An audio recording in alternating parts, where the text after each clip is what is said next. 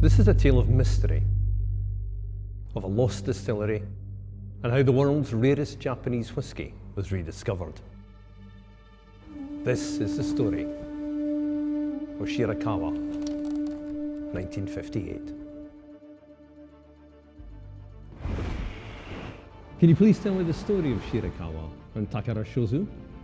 When did the distillery open, and when and why did it close? 白川工場は1939年に、当時、宝酒造が当時所有しておりました大黒ぶどう酒によって東京から約200キロ離れたところにある福島県の白河市に建設されました。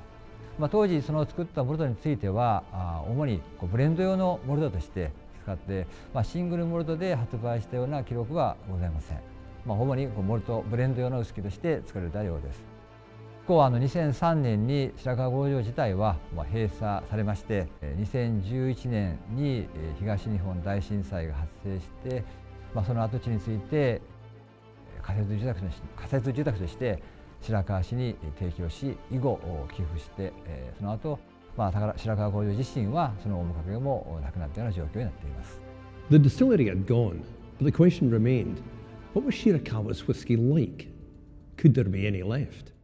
So Stephen, what made you embark on the quest, and what was your reaction when you finally found the whiskey? Well, Takara Shuzo bought Tomatin in 1986, so I became intrigued by the story of Shirakawa. Always asked the question, is there any stock left over? 2018, I'd been in Japan speaking to a colleague at Takara Shuzo. He had heard rumours that there was a parcel of stock, which obviously I was ecstatic about. In 2019, I went back out to Japan. I'd asked if we could have a meeting about the parcel of whiskey they had found, and they had a small sample bottle. I could see on the label it had 1958. Throughout the course of the meeting, I'm getting more and more excited, and eventually I just said, does that really say 1958? They said, oh yeah. I just thought, wow, this is incredible. I understand that the story behind the whiskey is unlike any other. Can you describe what happened to it? Not only was this an amazing find, but its backstory is unlike any other whiskey I've ever heard about. Distilled in 1958, it was aged in cask, then transferred to ceramic jars at the distillery. When Shirakawa closed, it was put into stainless steel tanks at Takara Shuzo's Kurekabegura distillery in Kyushu. It was forgotten about until Stephen's perseverance paid off. It's a truly extraordinary story, the rediscovery of what is the oldest single vintage Japanese whiskey. The final question was, what was it like, and what does it tell us? How important was it then to establish the provenance?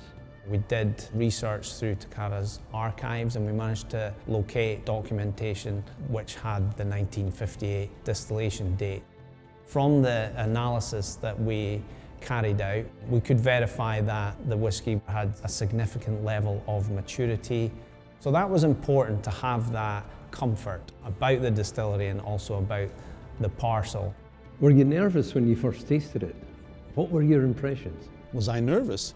Of course, there's never a guarantee that a really old whiskey will be superb, but it's a remarkable whiskey which clearly has spent a long time in cask. How significant is this discovery?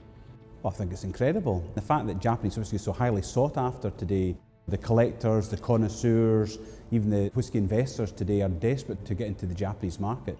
So a distillery nobody's heard of before, does that increase collectability? The fact that this has never been heard of, never been seen before, newly discovered, huge amount of research into the provenance and the heritage, I think there'll be massive demand for this whiskey.